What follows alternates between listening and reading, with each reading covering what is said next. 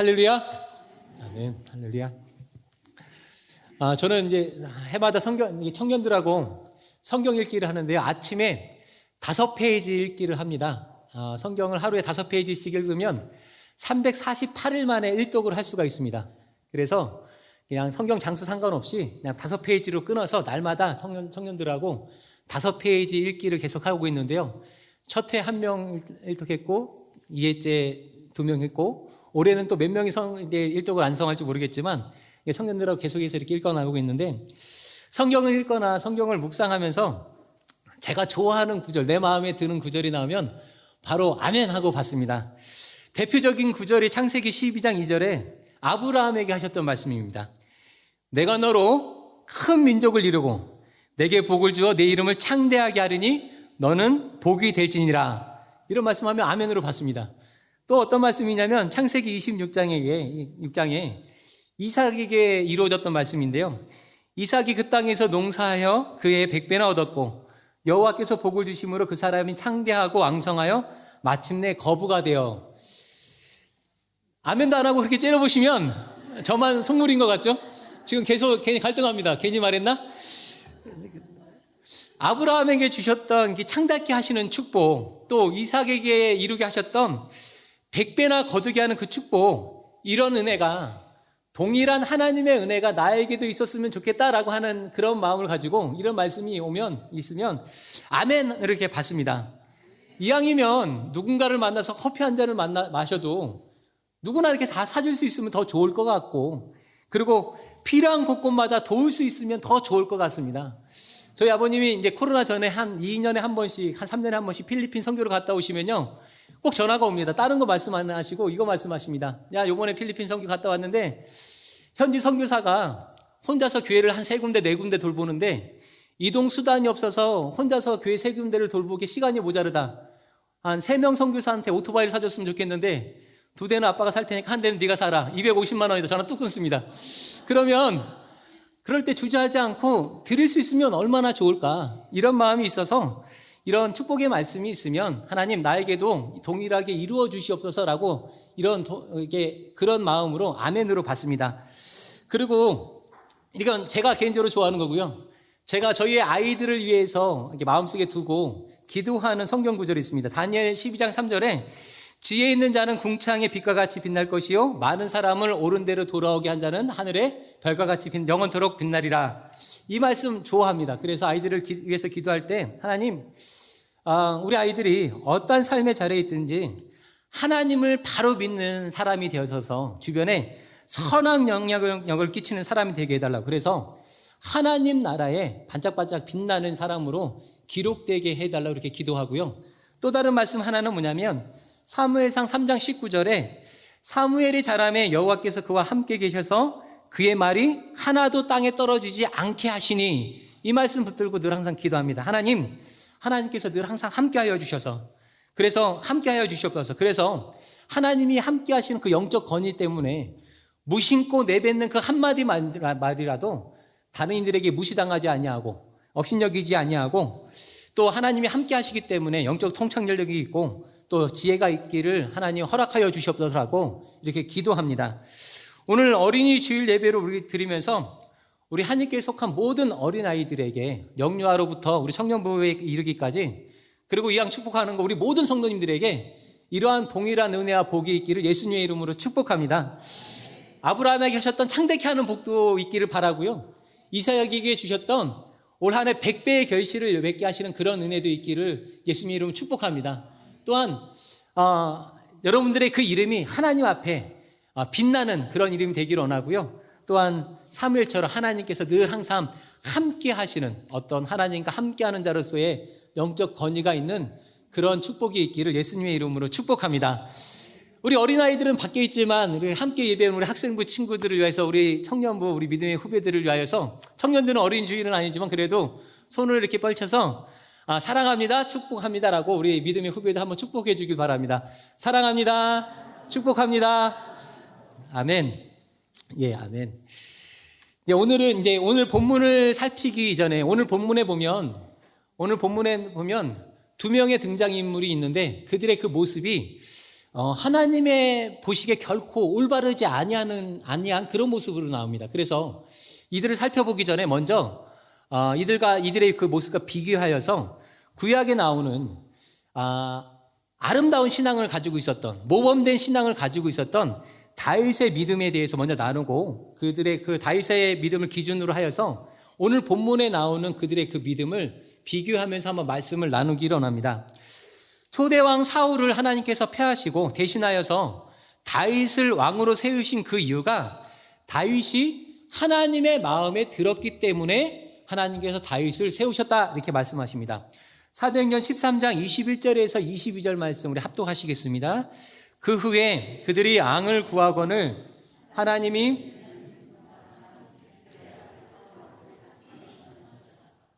패하시고 다윗을 왕으로 세우시고 증언하여 이르시되 내가 이새의 아들 다윗을 만나니 내 마음에 맞는 사람이라 내 뜻을 다 이루리라 하시더니 아멘. 아멘. 하나님의 마음에 들었던 사람 다윗, 하나님의 마음에 들었던 다윗의 그 삶 가운데 다윗을 다윗되게 할 만한, 하나님의 마음에 들게 할 만한 사건들이 몇 가지가 있습니다. 먼저 첫 번째는 뭐냐면, 다윗하면 떠오르는 이미지가 가장 먼저 뭐냐면 골리앗과의 그 결투입니다. 갑작스럽게 어느 날 쳐들어와서 하나님의 이름을 조롱하고 하나님의 이름을 망령되게 부르는 골리앗을 앞에 두고 그의 그 무력과 그의 그 기세와 그의 그 명성 앞에서 아무도 맞서서 싸우려 하지 않을 때 다윗이 돌멩이 하나 들고 당대 최고의 무장과 맞서 싸웠다라고 하는 것은요, 아주 흥미진진한 그런 일입니다. 그런데 우리가 주목해야 될 건 뭐냐면 다윗이 어떻게 골리앗을 이겼는가, 어떤 방법으로 골리앗을 이겼는가, 이게 아닙니다. 자격 없는 다윗이 왜 자청해서 그 싸움에 나섰는가라고 하는 것입니다. 사실은 하나님께서 사울을 왕으로 세우시고 이스라엘 가운데 많은 군인들을 이미 세우셔서 훈련받게 하셨다라고 하는 것은 이런 일들에 사울과 그 군사들이 이런 일들을 감당하라고 세우신 것입니다.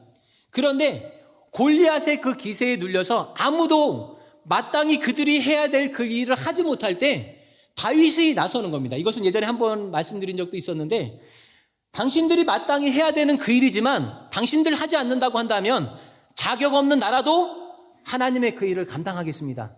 왜? 나는 하나님의 은혜를 입은 사람이고 나는 하나님의 그 은혜를 잊지 않아서 하나님의 그 은혜를 지금까지도 알고 있으니까 내가 하는 것이 아니라 당신이 하는 것이 마땅한 것 같지만 당신들이 하지 않는다고 한다면 부족한 나라도 연약한 나라도 그리고 어린 나라도 내가 하겠습니다 라고 하면서 그 일을 감당했다라고 하는 것입니다.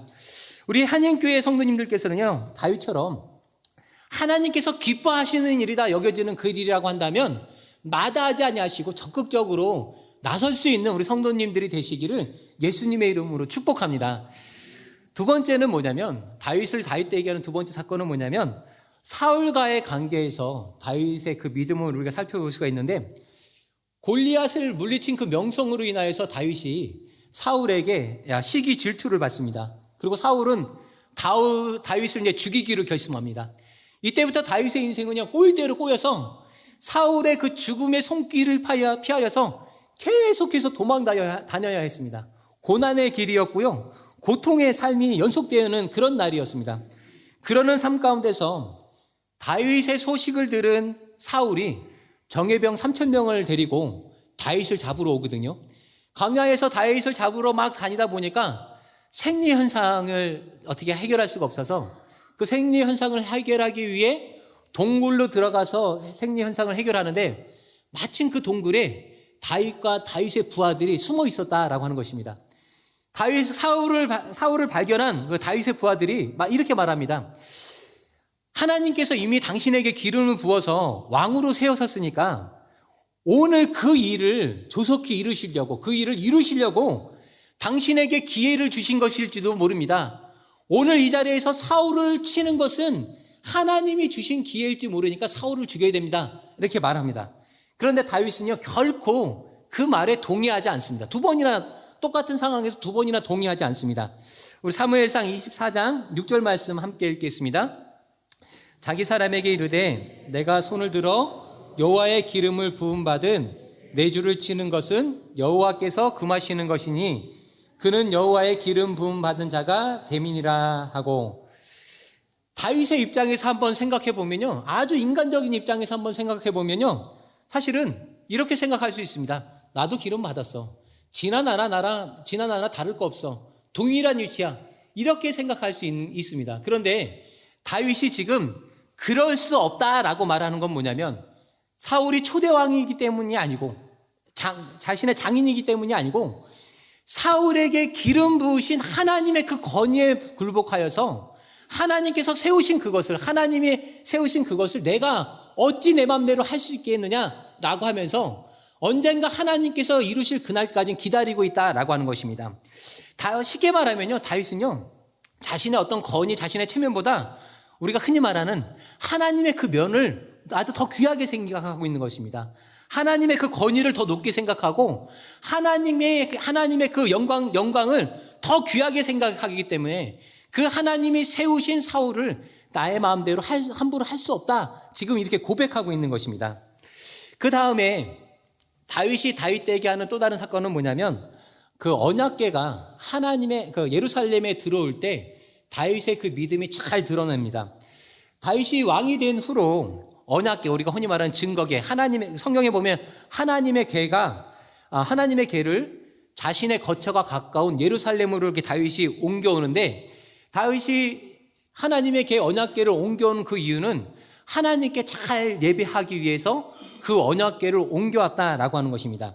그런데 우리가 진짜 주목해야 될 건 뭐냐면요, 다윗이 하나님의 궤를 옮겨왔다 이 사실이 아니고, 또 그 궤가, 하나님의 그 언약궤가 옮겨져 올 때 하나님을 모심으로 인하여서 다윗이 기뻐하며 춤췄다, 그 몸이 드러날 정도로 춤추었다, 하체가 드러날 정도로 춤추었다, 이것이 아니라 우리가 진짜 주목해야 될 건 뭐냐면, 하나님의 그 언약궤를 옮겨올 때 다윗이 자신의 그 왕복을 벗습니다. 왕복을 벗고 그 배로 된 에봇을 입고 하나님의 그 언약궤를 옮겨오는 그 앞에서 기뻐 춤추며 그 찬양을 합니다. 사실은 에봇은 뭐냐면 제사장들이 하나님께 예배할 때만 입을 수 있는 거룩한 복장입니다. 그런데 제사장이 아닌 일반 사람들도 하나님 앞에 금식을 하거나 하나님 앞에 어떤 정해진 마음을 가지고 하나님 앞에 더 간절히 예배하기를 원할 때는 일반 사람들도 누구라도 배로 된 에봇을 입고 하나님 앞에 금식하거나 작정기도하거나 예배를 했다라고 하는 것입니다. 다윗은 지금 하나님의 임재를 상징하는 그 언약궤를 옮겨오면서 왕복을 벗었습니다. 왕으로서의 자리를 하나님 앞에 내려놓고 자신은 하나님 앞에 온전한 예배자로서 하나님, 만 백성에게 그것을 보이는 것입니다. 하나님, 나는 하나님 앞에 나는 예배자일 뿐입니다. 백성들에게 내가 왕으로 세움받았지만 나는 여전히도 하나님 앞에 예배 드려야 되는 예배자고, 하나님만을 섬겨야 되는 섬기는 자고, 이 나라의 진정한 왕은 내가 아니다, 하나님이고 하나님만이 영광 받으실 그런 분이다 라고 하는 것들을 백성에게 보이기 위하여서 그 왕복을 벗고 에봇을 입고 그 언약궤를 모셔오고 있다라고 하는 것입니다. 우리 한인교회 성도님들께서도요, 어떠한 형편에서든 어떠한 삶의 모습에서든 온전히 하나님께 예배할 수 있는 예배자로 서시는 우리 성도님들이 되시기를 예수님의 이름으로 축복합니다. 마지막 네 번째는 뭐냐면, 다윗을 다윗다이게 하는, 하나님의 마음에 들게 하는 네 번째 사건은 뭐냐면, 성전 건축에서, 하나님의 성전을 건축하는 그 과정에서 다윗의 그 믿음이, 신실한 믿음이 하나님 앞에 잘 드러납니다. 우리 신명기 12장 10절에서 14절 함께 읽겠습니다. 시작.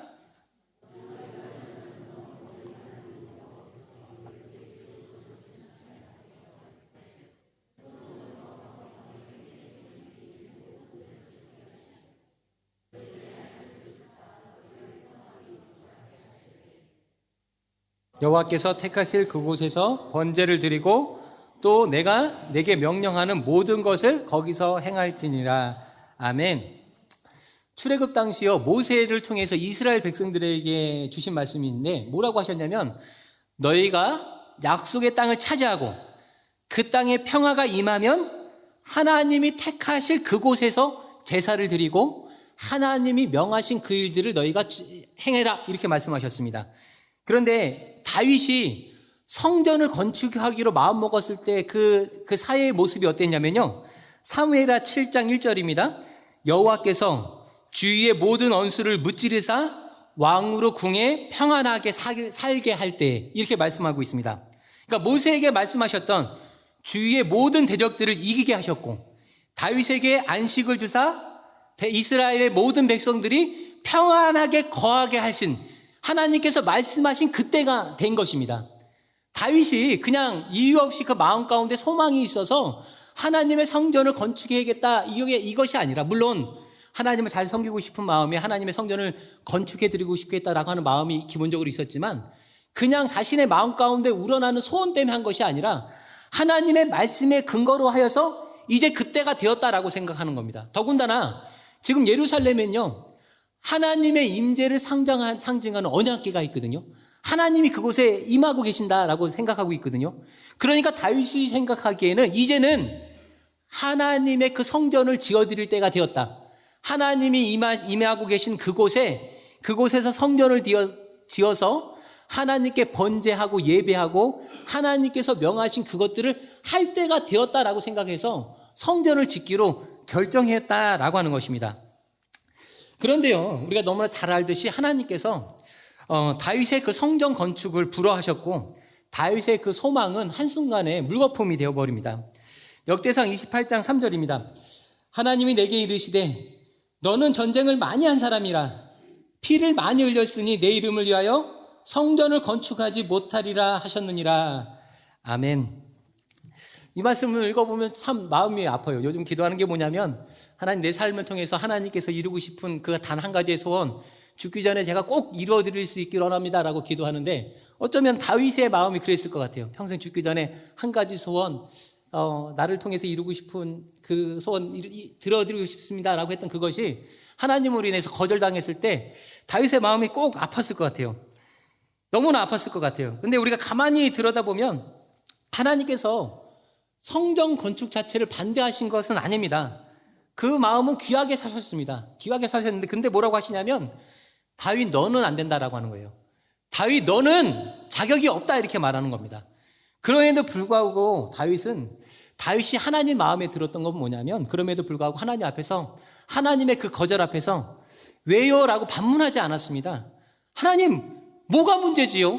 하나님 나라를 위해서 전쟁했던 것 뿐인데 뭐가 문제지요? 하나님 앞에 따지지도 않았습니다. 그리고 하나님, 제발 한 번만 어떻게 안 될까요? 조르지도 않았다라고 하는 것입니다. 다윗이 다윗 될 수 있던 건 뭐냐면 너무나 간단합니다. 너무나 명료합니다. 하나님께서 오케이, 하나님께서 하라고 하시면 그 무슨 일이든 하는 것이고, 하나님께서 하지 말라 하시면 하지 않는 순종의 마음이 다윗에게 있었다라고 하는 것입니다. 사실 사울을 하나님께서 폐위하셨던 건 뭐냐면, 하나님께 예배를 드리는 것을 빙자하여서 하나님 앞에 불순종했던 이유로 인하여서 하나님께서 사울을 폐위하시고 다윗을 세우신 것이거든요. 하나님께서 어쩌면 다윗의 이런 믿음을 아시고 다윗을 왕으로, 사울의 뒤를 잇는 왕으로 세우셨다라고 하는 것입니다. 하나님의 마음에 들었던 다윗의 믿음은요, 하나님의 그 일에 거절하지 않는 믿음, 하나님의 그 일에 나서기를 주저하지 않는 그러한 믿음이었다라고 하는 것입니다. 그리고 하나님의 그 건의를 높여드리는 믿음, 하나님 앞에 영광 돌리기를 원하는 믿음이었고요, 자신의 지위와 형편과는 상관없이 하나님 앞에 언제나 예배자로 살기를 원했던 믿음이 다윗의 믿음이었다라고 하는 것입니다. 그리고 가장 중요한 것, 그 어떤 말씀이라도 하나님의 뜻에 내 뜻을 맞추고자 했던 순종의 믿음이 있었기 때문에 다윗이 하나님의 마음에 들었던, 하나님의 마음에 합한 자가 될 수 있었다라고 하는 것입니다. 우리 한인교회 성도님들께서도 오늘 예배하면서 하나님 앞에 이러한 믿음을 보일 수 있는 성도님들이 되시기를 예수님의 이름으로 축복합니다. 이 시간 하나님의 마음에 들어서, 세상에 어떤 사람들이 아니라 여러분들이 하나님의 마음에 들어서 하나님의 일들을 이루어드릴 수 있는 축복된 교회, 우리 축복된 성도님들이 되시기를 예수님의 이름으로 축복합니다. 그러면 이제는 이렇게 너무나 모범적인 것 같은 다윗의 믿음과 반대되는 오늘 본문에 나오는 사람들의 그 삶의 모습을 한번 살펴보기로 합니다. 겟세마네 동산에서 예수님께서요, 십자가에 달려 돌아가시기 전에 체포되었습니다. 예수님은 체포되어져서 전임 대제사장이었던 안나스의 집에 끌려가셨고요. 안나스는 즉시로 예수님을 결박하고 예수님을 신문하고 예수님을 이렇게 고문합니다. 그리고 평소 제자들에게 너의 그 가르침이 어떠했는지 이렇게 물어볼 때 예수님께서 야, 너희가 나를 시험하기 위함이 아니라 네가 진짜로 배우고 싶어서 한다고 한다면, 네가 그 가르침이 필요해서 한다고 한다면 나를 시험에 들려고 하지 말고, 나를 시험하려고 하지 말고 그 배움이, 그 가르침이 어떠했는지 그것을 배운, 그 얘기를 많이 들었던 그 모든 사람들에게 한번 물어봐라, 이렇게 말씀하십니다. 예수님께서 안나스가 예수님의 대답마다 이렇게 트집 잡아서 어떻게든 예수님을 법정에 넘기려고 했던 것을 잘 아셨기 때문에 지혜롭게 물어보면 되지 않냐, 이미도 다 말했는데 이제 와서 왜 그러느냐라는 식으로 이렇게 말씀을 피하신 겁니다. 근데 우리가 오늘 살펴볼 건 뭐냐면요, 22절에 예수님의 그 답변이 끝나기 무섭게 여기 오늘 말씀에 뭐라고 하냐면, 곁에 섰던 아랫사람 하나가 이렇게 말하고 있고, 예전 성경으로는 곁에 섰던 하속 하나가, 그러니까 대사장의 집에서 일하고 있는 그 일들을 감당했던 하속 하나가 네가 감히 대제사장 앞에서 그렇게 건방지게 불손한 태도로 대답을 하느냐라고 하면서 예수님을 때립니다. 다가와서 예수님을 칩니다. 예수님에게 폭력을 가합니다. 얼마나 어리석은 일인지 모르겠습니다. 어떻게 보면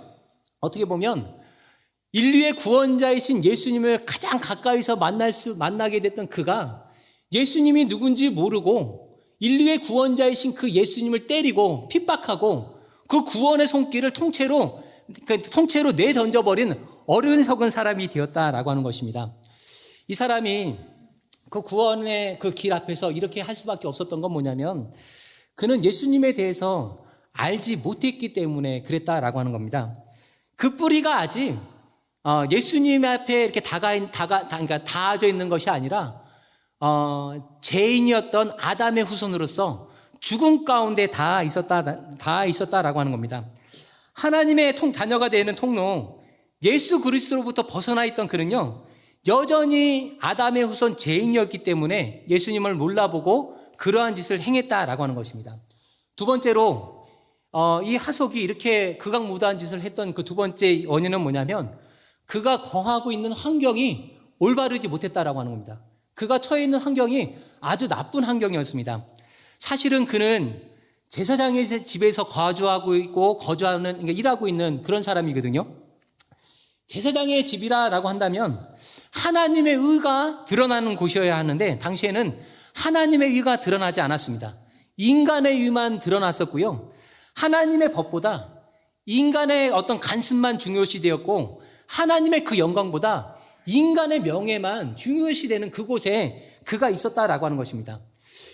이 하속이 거주했던 이 대제사장의 집은요, 겉으로 볼 때는 하나님과 가장 가까운 곳이었으나 결코 하나님을 만날 수 없고 하나님을 알 수도 없는 그런 환경에 처해 있었기 때문에 인류의 구원자, 자신에게 구원의 손길을 내밀 그 예수님을 만나지 못하고 오히려 핍박하고 때리는 자가 되었다라고 하는 겁니다. 또 다른 이유 하나는 뭐냐면, 그가 취했던 양식이 나빴다라고 하는 겁니다. 다이어트 하는 사람들에게 이런 말이 있더라고요. 오늘 내가 먹는 음식이 곧 내일의 나다, 이런 말이 있더라고요. 오늘 내가 무엇을 취하느냐가 내일의 나를 만든다라고 하는 것입니다. 많이 먹으면 저처럼 커질 수도 있고, 조금 먹으면 늘씬해질 수도 있고, 나쁜 것을 먹으면 건강이 나빠질 수도 있고, 좋은 것을 취하면 건강이 좋아질 수도 있다라고 하는 것인데, 이 하속이 그 제사장의 집에서 취할 수 있었던 양식이라고 하는 것은 인간적인 것뿐이 없었습니다. 탐심뿐이 없었고요, 욕심뿐이 없었고, 하나님에 대한 기만과 물리적인 폭력뿐이 없었다라고 하는 것입니다. 그 결과 그는 길이요 진리요 생명이신 예수 그리스도를 가장 가까운 데서 만나는 그 행운을 누렸음에도 불구하고, 아까 말씀드린 것처럼 인류 최초로 예수 그리스도를 폭행하는 그러한 죄인이 되었다라고 하는 것입니다. 그런데요, 이 사람은 우리가 충분히 이해할 수 있습니다. 왜냐하면 예수님을 알지 못하니까, 아직 예수님을 만나보지 못했으니까 우리가 아직 이해할 수 있다라고 합니다. 이해할 수 있다라고 하는 거예요. 근데 진짜 문제는 뭐냐면, 예수님의 제자였던 베드로의 행동 또한 이 하속과 별 다르지 않았다라고 하는 것이 문제다라고 하는 것입니다. 요한복음 1장 12절에 13절에 보면 우리가 예수 그리스도를 영접하여서 그리스도 안에서 하나님을 믿는다, 그러니까 거듭난 자가 된다라고 하는 것이 무엇인지 이렇게 구체적으로 설명해 주시는데, 우리 쉬운 성경으로 한번 읽어보겠습니다. 시작. 그러나 누구든지 그분을 영접하는 사람들,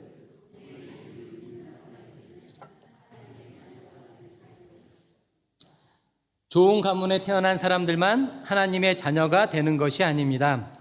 또한 어떤 사람들의 계획이나 바람에 의해서 그리고 그들의 조상으로 말미암아 하나님의 자녀가 된 것도 아닙니다.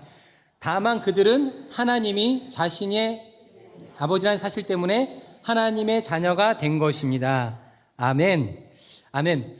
우리가 그리스도인이 되었다라고 하는 것, 우리가 거듭났다라고 하는 것, 우리가 제사함을 받았다라고 하는 것은요, 다른 것이 아니라 우리의 죄를 씻어주기 위하여서 십자가에 달리신 예수 그리스도의 그 보혈을 통하여서, 전적인 주님의 은혜를 통하여서 죄인인 아담의 자녀에서 하나님의 자녀로 우리들을 바꿔주셨다라는 것입니다.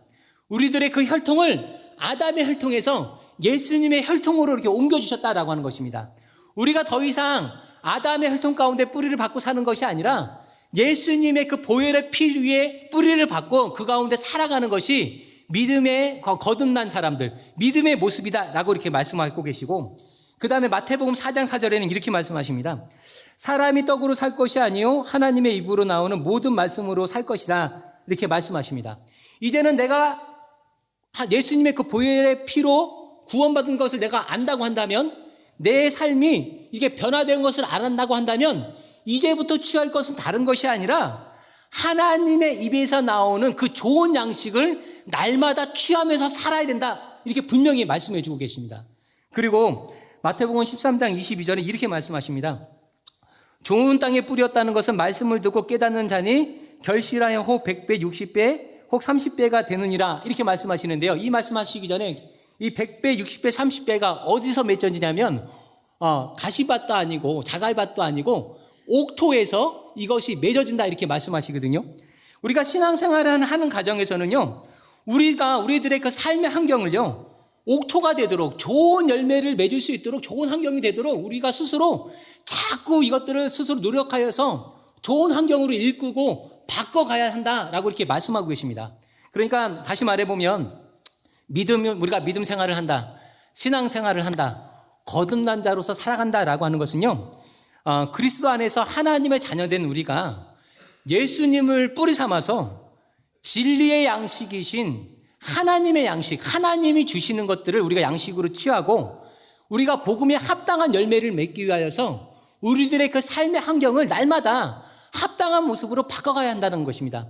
그것이 그냥 일시에 그냥 하나님이 이루어 주시고 하나님이 만들어 주시는 것이 아니라, 우리는 구원을 받았음에도 불구하고 삶의 그 터전은 여전하기 때문에 우리가 하나님의 말씀을 양식으로 우리들의 그 삶 가운데, 우리의 생명 가운데 받아들이고, 그 다음에 내가 스스로 노력하여서 내가 좋은 결실을 맺을 수 있도록 그 환경을 바꿔가야 한다는 겁니다.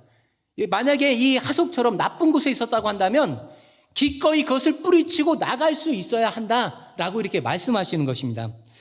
그런데 아까 말씀드린 것처럼 이 하속은 이해할 수 있지만 진짜 문제는 뭐냐면 베드로가 문제다라고 하는 것이죠. 베드로는 누구였냐면 예수님의 제자, 수제자였습니다. 이미 3년의 시간 동안 많은 것들을 훈련받았던 사람입니다. 아마 다윗이 이렇게 하나님 앞에 합당한 자가 될 수 있었던 것은 집안에 전통적으로 내려왔던 어떤 집안의 가르침과 또 민족적으로 가르쳐진 어떤 율례와 규례들 가운데서 마땅히 해야 될 바를 잘 배우고 그 마음에 새겼기 때문에 다윗이 평생에 가는 동안 아마 하나님 마음에 합당한 그러한 삶의 모습으로 살아갔을 것이다 라고 하는 겁니다. 베드로도 마찬가지입니다. 3년의 시간 동안 예수님 곁에서 많은 것을 배웠습니다. 진짜 취해야 될 것을 취했습니다. 그리고 이 하속과는요, 근본적인 뿌리가 다릅니다. 이 하속은, 이 제자는, 일하는 이 사람, 아랫사람은 예수님을 모르는 사람이었지만, 베드로는 이미 예수님을 통해서 하나님을 알고 하나님 나라에 대해서 알았던 사람인데도 불구하고 이 베드로의 처신이 결코 이 하속과 다르지 않았다라고 하는 것이 문제다라고 하는 것입니다. 오늘 본문에 나오면 베드로 보면요, 주님이 고문을 받고 있는 그곳에서 3번씩이나 예수님을 나는 모른다라고 거부하고 이렇게 부인하고 있습니다. 마지막에는요, 심지어 예수님을 저주합니다. 어떻게 보면 이 하속은, 이 아랫사람은 주먹을 가지고 예수님 앞에 폭력을 가했다라고 한다면, 이 베드로는요, 지금요, 말로 가지고 예수님을 부인하고 예수님 앞에 폭력을 가하는 겁니다. 사랑하는 제자였고 사랑하는 스승이었는데 내가 모른다, 내가 그를 저주한다라고 하는 언어적인 폭력을 지금 이렇게 행하고 있다라고 하는 것입니다. 하나님 앞에 뿌리를 든 사람, 세상 사람이 아니고 예수님의 제자이고 예수님의 사람으로 그 혈통이 바뀌었던 베드로도 이렇게 그 하속과 똑같이 할 수밖에 없었던 그 이유가 똑같은 데 있었다라고 하는 것입니다. 이 하속이 바른 양식을 취할 수 없었다라고 한다면 이 베드로는요, 바른 양식을 취할 수 있었음에도 불구하고 스스로가 그 양식을 취하지 않았다라고 하는 겁니다. 성경에 보면 예수님께서는요, 이러한 일들이 이루어지기 전에 분명히 베드로에게 말씀해 주셨습니다. 내가 제사장들과 서기관들과 장로들에게 고난을 받을 것이다. 내가 신문당하고 십자가에 달려 돌아갈 것이다 라고 분명히 베드로에게 이미 말씀해 주셨습니다. 그렇다고 한다면 베드로는 예수님께서 이 모든 것들을 그에게 알려주셨을 때 그 모든 말씀을 믿고 받아들이고 삼켰어야만 했습니다. 그런데 베드로는요, 자기의 생각과 자기의 기대와 자기가 예상하고 있는 그것들과 너무나 다른 그 예수님의 말씀을 그것을 받아들이지 못하고 삼키지 못하고 그냥 다 거부하고 뱉어버렸다라고 하는 것입니다. 예수님께서 분명히 말씀해 주셨을 때 그것을 마음 가운데 올바른 양식으로 가지고 있었다고 한다면 결코 결정적인 그 순간에 예수님을 부인하지 않았을 것인데, 예수님께서 주셨던 그것들을 내 마음에 맞지 않는다고 하여서, 내 입에 맞지 않는다고 하여서 배탄하고 그것을 거부함으로 인하여서 예수님을 저주하는 자가 되었다라고 하는 것입니다.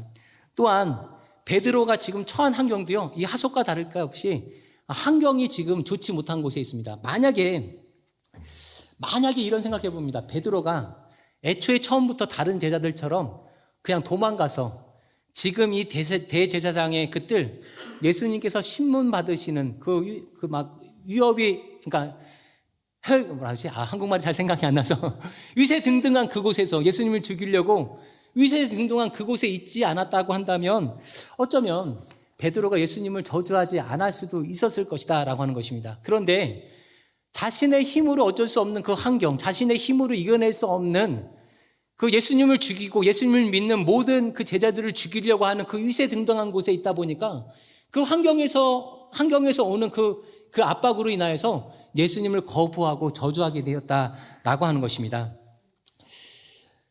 그런데 중요한 건 한번 살펴보면요, 이 하속과 이 아랫사람과 전혀 다를 바가 없었던 그 베드로의 그 삶의 그 모습이 바뀌어지는 게 어디냐면, 새벽닭이 우는 소리를 듣고 예수님의 말씀이 생각난 겁니다. 하나님, 예수님, 여기 있는 모든 이 인간들이 예수님을 부인한다, 예수님을 배반한다 할지라도 나는 결코 예수님을 배반하는 일이 없을 것입니다. 이렇게 말할 때 예수님께서 말씀하시죠. 베드로야, 오늘 밤에 닭이 울기 전에 네가 3번 나를 부인할 것이다 라고 이렇게 말씀하셨던 그 말씀이 닭이 울자 생각나는 것입니다. 예수님의 그 말씀이 비로소 그의 그 심령 가운데 온전히 다가오니까 예수님의 말씀을 기억하고 그 말씀을 그 심령 가운데 온전히 받아들이는 순간 그의 그 삶 가운데 회개의 역사가 일어나고 돌이키는 역사가 일어났다라고 하는 것입니다. 그리고 그 회개의 역사가 일어난 장소는 어디냐면 베드로가 울며 뛰어나가서 대제사장의 그 집에서 뛰어나가서 그곳에서 통곡하고 회개하였다 이렇게 말하는 것입니다. 그 환경에서 벗어나서 그 억압된 환경에서 짓눌리는 그 환경에서 벗어나고 나서 비로소 참된 회개를 하고 돌이킬 수 있었다라고 하는 것입니다. 오늘 본문 속의 그 하속과 그 아랫사람과 베드로의 그 모습은요, 우리들에게 귀한 것을 알려줍니다. 우리가 신앙생활을 하면서 중요한 것들이 있는데 중요한 건 뭐냐면 우리가 마땅히 취해야 될 그 좋은 양식 우리가 취해야 되는 것이고, 우리는 이 하속과는 이미 다르거든요. 근본적으로 이제 우리들의 상태는 바뀌어졌습니다. 우리의 뿌리는 구원의 뿌리인 예수님에게 있습니다. 그럼에도 불구하고 우리가 그에 합당한 좋은 것들을 취하지 않으면 우리도 이 베드로처럼 이 하속처럼 예수님을 부활할 수 있다라고 하는 것입니다. 그러니까 우리가 신앙생활하면서 중요한 건 합당한 양식, 하나님이 주시는 좋은 양식, 선한 양식을 우리가 취하기 위하여서 노력해야 된다라고 하는 겁니다. 또 다른 하나는 뭐냐면 우리가 그 바른 신앙생활을 위해서 우리가 의도적으로 좋은 환경에 처할 수 있도록 노력해야 된다라고 하는 것입니다. 그러니까 악한 곳에는 애초에 가지 않으려고 하시면 됩니다. 청년들이 가끔 물어볼 때 있죠. 친한 친구를 전도하려고 하는데 이 친구가 같이 쉽게 말하면 술집에 가자라고 한다고 하면 어떻게 됩니까? 정답은 얘기하죠. 그 사람도 전도해야 될 구원의 대상이니까 네가 피하면 안 된다? 네가 그곳에서 믿음을 지켜줄 수 있으면 같이 갔어도 괜찮을 것 같다라고 말하지만 진짜 사실은 뭐냐면 내가 피할 수 없는 그 환경으로부터 벗어나야 한다라고 하는 것입니다. 신앙생활을 하면서요, 자꾸 불만이 생기고 불평이 생기면요, 주변에 혹시 누군가가 불평을 많이 하고 불만이 많이 하는 사람이 있는지 한번 생각해 보십시오. 누군가가 자꾸 부정적인 얘기만, 내 마음 가운데 자꾸 부정적인 생각만 든다라고 하면 혹시 내가 만나는 그 사람들이 부정적인 생각을 갖고 있는 사람은 아닌지 한번 생각해 보십시오. 그리고 그 부정적인 것들, 불평적인 것들, 옳지 못한 그 환경에서부터 우리가 벗어나려고 스스로가 믿음의 노력을 해야 된다라고 하는 것입니다. 우리가 그리스도 안에서 이제 구원을 받은 하나님의 자녀가 되는 권세를 입었는데 그럼에도 불구하고 우리가 아직도 이 아랫 사람처럼 하속처럼 혹은 절대 위기의 순간에 그 베드로처럼 아직도 우리의 그 믿음이 하나님 앞에 바로 서지 못하고 하속과 베드로와 그 동일한 모습이라고 한다면 아마도 우리가 신앙생활을 한다고 하지만 날마다 하나님 앞에 구해야 될 좋은 양식을 구하지 아니하고 그것들을 취하려 하지 않기 때문에 우리들의 그 삶이 베드로와 별반 없는 죽음을 앞두신 그 베드로의 그 삶의 모습과 다르지 않을 수 있다라고 하는 것입니다. 우리가 예수님께서 말씀하신 것처럼 100배의 결실을 맺기 위해서 좋은 환경을 가꾸기 위해서 우리가 힘써 싸워야 되는데 우리가 그렇게 하지 않았기 때문에 아직도 좋은 것들을 맺지 못하고 그렇게 살아가고 있지 않나 한번 확인해 봐야 된다라고 하는 것입니다. 말씀을 맺겠습니다. 이제 오늘 어린이 주일로 지키면서 우리가 오늘 말씀을 통해서 해야 할 일이 무엇인지 우리의 신앙의 방향이 어떠해야 되는지를 우리에게 분명히 이렇게 말씀해 주십니다. 우리는 제사장의 그 하속과는 달리 그 뿌리가 이미 구원을 입은 하나님의 사람들입니다. 그렇다 할지라도 우리가 좋은 양식을 취하지 아니하고 좋은 환경에 처하지 않으면 열매 맺을 수 없음을 이제 깨달았습니다. 우리 요한복음 17장에 보면 십자가에 달리시기 전에 예수님께서 제자들을 위해서 기도하시는데요. 제자들을 위해서 다 기도하시고 20절에는 또 뭐라고 기도하시냐면 제가 이 시간 기도하는 것은 이 사람과 제자들만을 위해서 기도하는 것이 아니라 이 사람들, 그러니까 제자들의 말을 듣고 그러니까 제자들의 말을 듣고 나를 믿을 그 믿음의 후배들을 위해서도 이 시간 기도합니다라고 이렇게 예수님께서 기도하시거든요. 그러니까 오늘 말씀을 통해서 우리가 깨달아야 될 건 뭐냐면 우리가 먼저는 선한 좋은 양식을 취하고 좋은 환경을 만드는데 그것들을 통하여서 우리들의 믿음이 먼저 다윗처럼 하나님의 보시기에 합당한 믿음이 되어야 되고 그 다음에 우리가 힘써야 될 것들은 뭐냐면 우리의 믿음의 후배들에게 우리 가정에 우리 교회에 선물로 주신 우리의 자녀들에게 이러한 것들을 제공해 줄 수 있는 교회 이런 것들을 이렇게 베풀어 줄 수 있는 그 믿음의 선배들이 되어야 된다라고 하는 것입니다.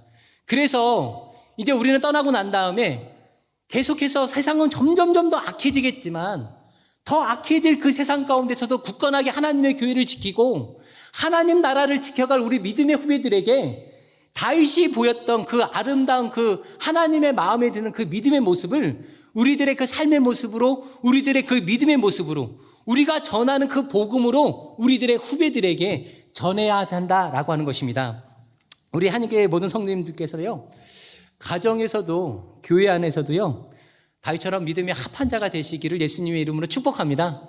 또 여러분의 그 신앙의 모습을 통하여서 또 여러분들이 전하는 그 말씀들을 통하여서 우리 믿음의 후배들에게 선한 영향력을 끼치고 좋은 양식을 베풀고 좋은 환경을 전해줄 수 있는, 만들어줄 수 있는 믿음의 선배들 또한 우리 교회가 되어지기를 예수님의 이름으로 축복합니다. 기도하시겠습니다.